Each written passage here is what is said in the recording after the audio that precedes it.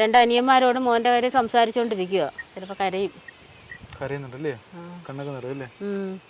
ഇതൊക്കെ ഓർമ്മശക്തി ഉണ്ട്, ഇതൊക്കെ അറിയുന്നുണ്ടോ? എല്ലാം അറിയുന്നുണ്ട്. അത്രയൊരു ദൈവഭാഗ്യമുണ്ട്. അവന്റെ കരളിന്റെ എന്താ പറയുക ഒരു ഭാഗം സുഹൃത്തിന് വേണ്ടി പകുത്തു നൽകി അയാളുടെ ജീവൻ രക്ഷിക്കാൻ. ലേക്ഷോറി സർജറി നടന്നു. അന്ന് തന്നെ സ്ട്രോക്ക് വന്ന് പാരലൈസ്ഡ് ആയി. ആരുടെ മുന്നിൽ കൈ നീട്ടാനും ഒരു മടിയില്ല. അത്രയും എന്താ പറയുക MCA പഠിച്ച് അത്രയും നല്ല സാലറി മേടിച്ചിട്ടുള്ള ആളാണ്. പക്ഷെ ഇപ്പോൾ എന്താ പറയുക ഒരു നേരത്തെ ഫുഡിന് വേണ്ടിയിട്ടാണ് ഞാൻ മറ്റുള്ള മുന്നിൽ കൈ നീട്ടുന്നത്. ചേച്ചി എന്തോ അങ്ങോട്ട് നോക്കിയിരിക്കുന്ന ഒരു വിഷമത്തോടെ? അല്ല ഞാൻ എന്താ പറയുക മനുഷ്യൻ പോലും ഇല്ല സ്ഥലത്ത് ഒറ്റയ്ക്ക് വന്നിരിക്കുന്നത്. ഞാനിങ്ങനെ എന്താ പറയാ എൻ്റെ ബ്രദറിന്റെ അവസ്ഥ ആലോചിച്ചിരിക്കുക. അല്ല ഇവിടെ ഈ കാടും പിടിയൊക്കെ പിടിച്ച് കിടക്കുന്ന സ്ഥലത്തൊക്കെ വന്നിരിക്കുന്നത് അങ്ങനെ പേടിയൊന്നുമില്ല. നമ്മളെന്താ പറയാ ജീവിതത്തിൽ അത്രയും കഷ്ടപ്പാടും ബുദ്ധിമുട്ടുള്ള ഒരാൾക്ക് ഒന്നിനെയും പേടിയോ ഒരാശങ്കയോ ഒന്നുമില്ല. എന്തും ഫേസ് ചെയ്യാൻ പറ്റുന്ന ഒരു തന്റെ അല്ല അത് ഞാൻ എൻ്റെ ബ്രദറിന്റെ അവസ്ഥ ആലോചിച്ച് ഇങ്ങനെ ഇരുന്നതാണ്. ഈ ഒരു സ്ഥലത്തിരിക്കുമ്പോൾ കുറച്ചൊരു എന്താ കാറ്റൊക്കെ കിട്ടുമ്പോൾ കുറച്ചൊരു മനസ്സമാധാനം ഉണ്ട്. അപ്പൊ ഇവിടെ ഇങ്ങനെ ഒരാശ്വാസത്തിന് വേണ്ടി വന്നിരുന്നതാണ്. ബ്രദറിന്റെ അവസ്ഥയെന്ന് വെച്ചാൽ നിങ്ങൾ കുറച്ചു പേര് മാത്രമേ ഇനി അറിയാനുള്ളൂ. അവൻ 6 വർഷം മുന്നേ അവന്റെ സുഹൃത്തിന്റെ പിതാവിന് വേണ്ടി കരൾ ദാനം ചെയ്തു.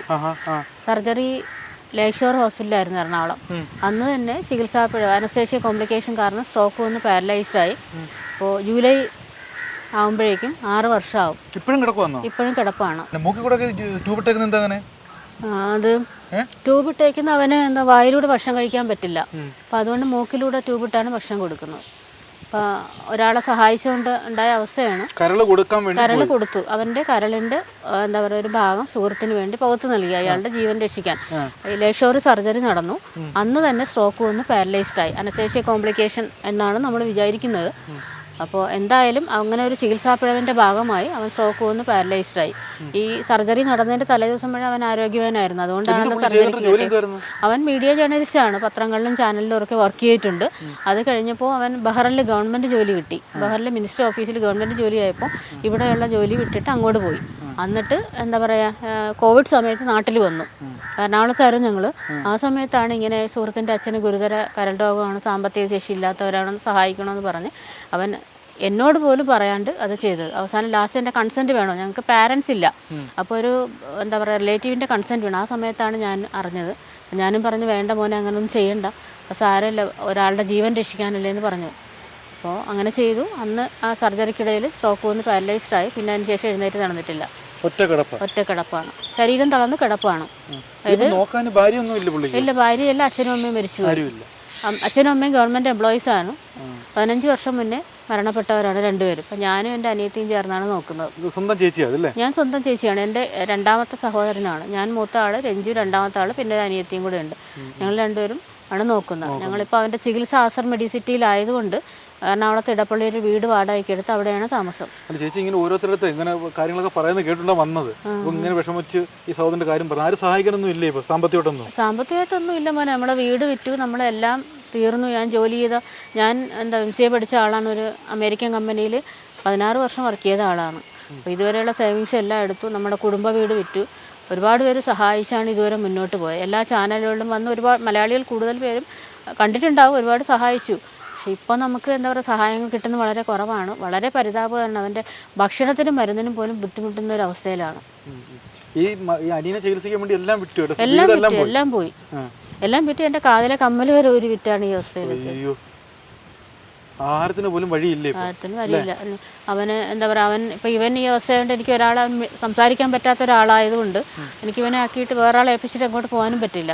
ഒട്ടും സംസാരിക്കൂലായിരുന്നു. ഇപ്പോൾ കുറച്ച് ബെറ്ററായി വരുന്നു. പറയുന്ന കാര്യങ്ങളൊക്കെ നമുക്ക് മനസ്സിലാവും. എന്നാലും എന്താ പറയുക നമ്മൾ വർത്തമാനം പറയുന്നത് പറയത്തില്ല. മൂക്കിലൂടെ ട്യൂബ് ഇട്ടാണ് ഭക്ഷണം കൊടുക്കുന്നത്. ഇവൻ സ്ട്രോക്ക് വന്ന് കിടപ്പാണെങ്കിലും വർത്തമാനം പറയും, ഭക്ഷണം കഴിക്കും. നമുക്ക് അത്രയും അവനെ നമ്മൾ ആക്കിയിട്ട് ജോലിക്ക് പോകാനൊക്കെ ഒരാളെ ഏൽപ്പിച്ചിട്ട് പോകാമായിരുന്നു. പക്ഷേ ഇപ്പോൾ 3 വർഷം മുമ്പ് അവന് ന്യൂമോണിയ വന്നു. 20 ദിവസം വെന്റിലേറ്ററിലായിരുന്നു. എന്താ പറയുക 3 മാസത്തോളം ഹോസ്പിറ്റലിൽ കിടന്നു. അത് കഴിഞ്ഞപ്പോൾ സംസാരശേഷി നഷ്ടപ്പെട്ടു. മൂക്കിലൂടെ ട്യൂബ് ഇട്ട്. ഇപ്പോൾ 3 വർഷമായി മൂക്കിലൂടെ ട്യൂബ് ഇട്ട് അതിൽ ട്യൂബ് വഴി ഫീഡിങ്, ആ ട്യൂബ് വഴിയാണ് ഭക്ഷണം കൊടുക്കുന്നത്. ടെക്നോ പാർക്കിൽ നല്ല ജോലിയുള്ള ഒരാളാണ് ചേച്ചി. ആരും നാണോ മാനോ അങ്ങനെയുള്ള സംഭവം ഒന്നും ഇല്ല ഈ കാര്യത്തിൽ. ഇപ്പൊ അങ്ങനെ നല്ല ജോലി നല്ല ശമ്പളം വാങ്ങി. ഇപ്പൊ നാണം എന്താ പറയാ എങ്ങനെയെങ്കിലും അവന്റെ കാര്യം നോക്കും. അത്രേ ഒരു സഹായം ചോദിക്കാൻ വേണ്ടിയാ അതൊന്നും ഒരു തടസ്സമാവുന്നില്ല ഇപ്പൊ? ഇല്ല, ഒന്നുമില്ല. അതിന് ആരുടെ മുന്നേ കൈ നീട്ടാലും അവന്റെ ഭക്ഷണം മരുന്നും അവന് കൊടുക്കും. അവന്റെ ജീവൻ നിലനിർത്തും. അത്രേ ഉള്ളൂ. ഏറ്റവും കൂടുതൽ ഞാൻ ബുദ്ധിമുട്ടുന്നത് അവന്റെ ഭക്ഷണത്തിനാണ്. അവന് കഴിക്കുന്ന ഫുഡിന് പെപ്റ്റാമിൻ എന്നാണ് പേര്. അതിന് ഒരു ബോട്ടിൽ 1890 നമ്മൾ ഹോൾസെയിൽ ഡിസ്ട്രിബ്യൂട്ടർ. ഔട്ട്സൈഡ് നമ്മൾ ഔട്ട്ലെറ്റിൽ നിന്ന് മേടിക്കുമ്പോൾ 2000 ആവും. ഈ ഒരു ബോട്ടിൽ ഒരു ദിവസം വേണം, രാവിലെ 6 മുതൽ രാത്രി 11 മണി വരെ.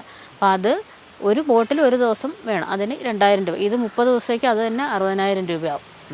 പിന്നെ അവൻ്റെ മെഡിസിൻ അത് മന്ത്ലിയാണ് കൊടുക്കുന്നത്. അവർക്ക് അറിയാം നമ്മളെ സാമ്പത്തിക മോശമായിട്ട് മന്ത്ലി അതൊരു 45,000 കൂടുതൽ അതാവും. പിന്നെ അവൻ്റെ ഫിസിയോതെറാപ്പി, സ്പീച്ച് തെറാപ്പി, ഇങ്ങനെ ഒരുപാട് കാര്യങ്ങളുണ്ട്. ഈ തെറാപ്പി എല്ലാം ഇപ്പോൾ മുടങ്ങിയിരിക്കുകയാണ്. ഇപ്പോൾ എനിക്ക് ഭക്ഷണത്തിനും മരുന്നിനും വേണ്ടിയാണ് ഞാനിങ്ങനെ മറ്റുള്ളവരുടെ മുന്നിൽ കൈ നീട്ടുന്നത്. ശരിക്കും നിങ്ങളുടെ ജീവിതം പോലും കളഞ്ഞിട്ടേ സഹോദരന് വേണ്ടി ജീവിക്കുന്ന ഒരു ചേച്ചിയുടെ ഒരു അവസ്ഥ ഭയങ്കര കഷ്ടമല്ലേ? നിങ്ങളുടെ ജീവിതം പോലും നോക്കുന്നില്ല അല്ലേ? മതി. അവനിപ്പോ ഭക്ഷണം ഇപ്പൊ മാറ്റമുണ്ട്. ഞാനിന്ന് രാവിലെ വിളിച്ച ഒരാളോട് പറയുണ്ടായി. കാരണം അവനിപ്പോ എന്താ ഇമ്പ്രൂവ്മെന്റ് ഉണ്ട്. ഒട്ടും വർത്താനം പറയൂലായിരുന്നു, ഇപ്പൊ കുറച്ചൊക്കെ സംസാരിച്ച് തുടങ്ങി. CCTV വഴി സംസാരിക്കുമ്പോൾ കേൾക്കാൻ പറ്റുമോ? അങ്ങനെ ഓടി വല്ലതും CCTV വഴി ഇപ്പൊ നമുക്ക് സംസാരിപ്പിച്ചേ നമുക്ക് സംസാരിക്കാൻ പറ്റുമോ? നോക്കട്ടെ, ക്യാമറ ഓഫ്ലൈൻ ആണോ എന്ന് അറിയില്ല. നോക്കാമെങ്കിലേ. അല്ല, അങ്ങനെ അവന് സംസാരിക്കാൻ പറ്റില്ല. പക്ഷെ എന്തെങ്കിലും നമ്മൾ ചോദിച്ചാലൊക്കെ റെസ്പോണ്ട് ചെയ്യും. നമ്മൾ പറയുന്ന പോലെ വർത്താനം പറയില്ല എങ്കിൽ കൂടി എന്തെങ്കിലുമൊക്കെ ചോദിച്ച ആള് റെസ്പോണ്ട് ചെയ്യും. നമ്മൾ ചോദിച്ചു ഇതാണ് ആള്. അത് ഭക്ഷണം കൊടുക്കുന്നതാണ്. അതെ അതെ. ചേച്ചി സംസാരിച്ചത് കേൾക്കാൻ പറ്റുമോ? ചോദിച്ചേ രഞ്ജു, രഞ്ജു, എന്റെ സൗണ്ട് എവിടെ വന്നാലും കേൾക്കുന്നുണ്ടല്ലേ?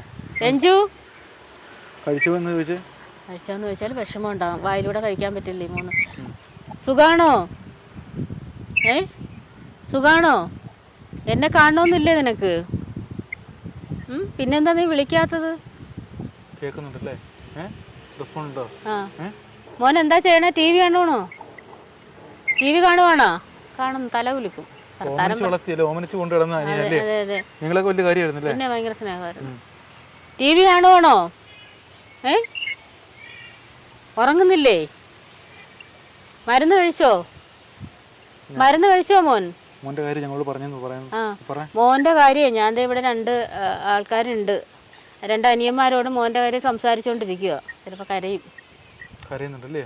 കണ്ണൊക്കെ നിറയല്ലേ? ഇതൊക്കെ ഓർമ്മശക്തി ഉണ്ട്, ഇതൊക്കെ അറിയുന്നുണ്ടോ? എല്ലാം അറിയുന്നു. അത്രയൊരു ദൈവഭാഗ്യമുണ്ട്. ആരാ എന്തെന്നൊക്കെ മനസ്സിലാവും. അറിയാതെ ഞാനതേ മോന്റെ കാര്യം 2 പേരോട് സംസാരിച്ചുകൊണ്ടിരിക്കുകയാണ്. നീ സംസാരിച്ച് തുടങ്ങി, പക്ഷേ നിനക്ക് സംസാരിക്കാൻ മടിയാണ് എന്നൊക്കെ ഇങ്ങനെ പറഞ്ഞുകൊണ്ടിരിക്കുകയാണ്. അല്ല, മിടുക്കനായി വരണം കേട്ടോ, നന്നായി വർത്താനം പറയണം. 2 അനിയന്മാർ എൻ്റെ അടുത്തുണ്ട്, അവരോട് ഞാൻ പറഞ്ഞുകൊണ്ടിരിക്കുവാണ്. അവര് കേൾക്കുന്നുണ്ട് നീ പറയുന്നത്, നിന്നെ കാണുന്നുണ്ട്. 6 വർഷം ഒറ്റ കിടപ്പില്ലല്ലേ? നല്ല കുട്ടിയായിട്ട് ഇരിക്കണം കേട്ടോ, വഴക്കുണ്ടാക്കരുത്. ആരോഗ്യമുള്ള സമയത്ത് നിങ്ങളെയൊക്കെ നന്നായിട്ട് ഭയങ്കര സ്നേഹമായിരുന്നു. ഇതൊരു കാഴ്ച ഭയങ്കര ഭീകരമല്ലേ? എല്ലാവരും സഹായിച്ച് അവസാനം പുള്ളിയുടെ ജീവിതം ഇങ്ങനെ ആയല്ലേ? ചേച്ചി, എന്തായാലും നമുക്കൊരു കാര്യം ചെയ്യാം. നല്ല ആൾക്കാർ ഇത് കാണുന്ന ഒരുപാട് പ്രേക്ഷകരുണ്ട്. അവർ ചേച്ചിയുടെ ഈ വിഷമം കണ്ട് സഹായിക്കട്ടെ. എന്താ പറയാനുള്ളത്? എനിക്കിപ്പോൾ ഏറ്റവും കൂടുതൽ ഞാൻ വിഷമിക്കുന്ന അവൻ്റെ ഭക്ഷണത്തിന് വേണ്ടിയാണ്. ഇനി ഒരു 2 ദിവസം കഴിഞ്ഞ് അവന് കൊടുക്കാനുള്ള ഭക്ഷണം ഇല്ല. അപ്പോൾ മുന്നേ ഒരാൾ മേടിച്ച് തന്നു, അവർക്കിപ്പോൾ സാമ്പത്തിക ബുദ്ധിമുട്ടാണെന്നാണ് പറഞ്ഞു. അപ്പോൾ ഞാൻ പറഞ്ഞു നിങ്ങളൊരു 5 ദിവസം ഫുഡ് കൂടി ഒന്ന് ഇതാക്കണം, സഹായിക്കണമെന്ന് പറഞ്ഞു. അവർ നോക്കാമെന്ന് പറഞ്ഞിട്ടുണ്ട്. അപ്പം ഇങ്ങനെ അവൻ്റെ ഒരു നേരത്തെ ഫുഡിന് വേണ്ടിയാണ് ഞാനിങ്ങനെ ആൾക്കാരുടെ മുന്നിൽ കൈ നീട്ടുന്നത്. ചേച്ചിയുടെ നമ്പർ ഇതിനകത്ത് കൊടുക്കുക, അവർ വിളിക്കും. നല്ല മനസ്സുള്ള ആൾക്കാർ വിളിക്കും കേട്ടോ. പിന്നെ മരുന്ന് കൊടുക്കണം, പിന്നെ എന്താ പറയുക, ഫിസിയോതെറാപ്പി എല്ലാം കൊടുക്കണം. ഞാനിപ്പോൾ എന്ത് നാണം കെട്ടിയിട്ടായാലും എനിക്ക് അവൻ്റെ ഭക്ഷണവും മരുന്ന് നിൽക്കണം. തെറാപ്പികളെല്ലാം മുടങ്ങിയാണ്. അപ്പോൾ നമ്മൾ നല്ലൊരു പുരോഗതിയാണ് ഉണ്ടായി കാണുന്ന പോലെ. അവൻ വർത്താനം പറയുന്ന കാര്യങ്ങൾ നമുക്ക് മനസ്സിലാവും. നമ്മൾ പറയുന്ന പോലെ പറയുന്നില്ലെങ്കിലും മനസ്സിലാവുന്നൊരവസ്ഥയിലെത്തി.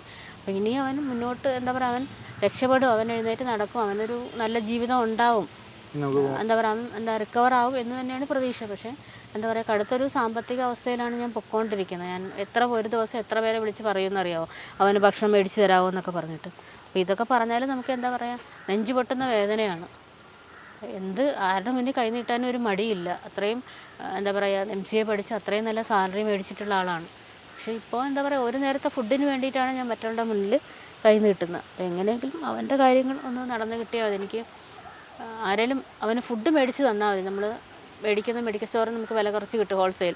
അല്ലെങ്കിൽ എല്ലാ മെഡിക്കൽ സ്റ്റോറിൽ കിട്ടും. ഓൺലൈനാകുമ്പോൾ കുറച്ചുകൂടെ റേറ്റ് കുറയും. അതിന് അഡ്രസ്സ് തന്നാൽ മേടിച്ച് അയച്ചു തന്നാലും. ശരി, നമുക്ക് എന്തായാലും ഇത് വാർത്ത കൊടുക്കുമ്പോഴത്തേക്ക് റെസ്പോൺസ് വരും കേട്ടോ. നമ്പർ കൊടുക്കാം കേട്ടോ.